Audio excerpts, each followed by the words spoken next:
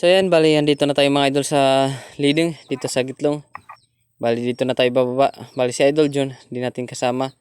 Kasi yun na siguro na lumusob. Tayo, inayos pa kasi natin yung ating spare gun. Pinalitan natin ng rubber. Kasi yung nakalagay na rubber, yan, nagkakaputol-putol na. Kaya pinalitan na lang natin. Bali dito na tayo bababa. Sako pa rin ito ng barangay namin, ng barangay Punta Maria, Burugan City. Bali medyo malinaw na yung tubig pero di natin alam kung malinaw dun sa ilalim. Kasi yung dagat malinaw lang sa ibabaw, sa ilalim naman malabo. Bihira kasi yung ngayon sa amin. Grabe yung ulan dito sa lugar namin sa Burugan. Halos araw-araw kami inuulan dito. Napakalakas ng ulan kaya lumalabo talaga ang dagat. Pero subukan pa rin natin kung makaklaim tayo ng blessing sa araw na ito.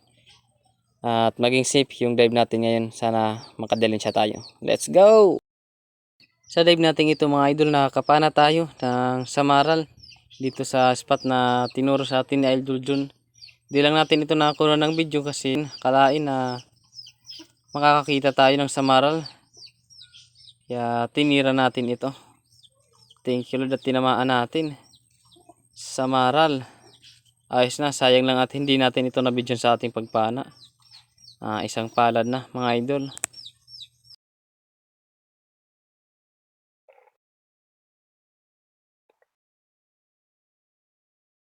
Na maka-resurface na tayo mga idol, sinubukan natin na hawakan itong samaral at muntikan pa natin maramdaman yung totoong sakit.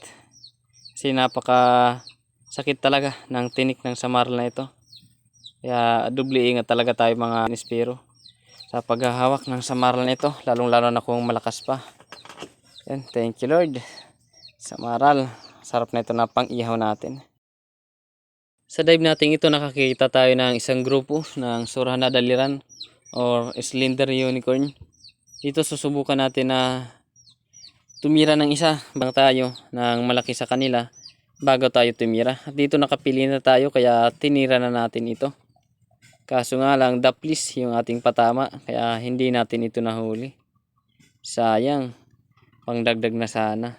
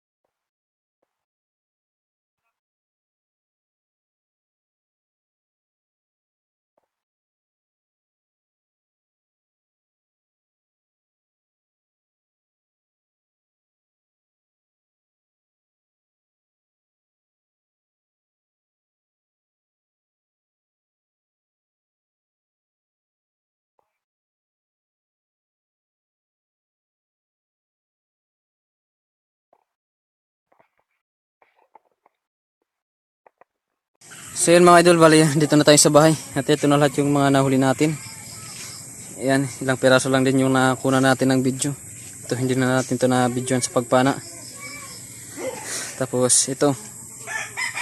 Ayan, bali kiluhin natin ito kasi may bibili na. Itong talakitok. Tapos itong spotted snapper. Ayan, 1 kilo at kalahati. Ayos na, bali kiluhin natin lahat. Nakailang kilo tayo.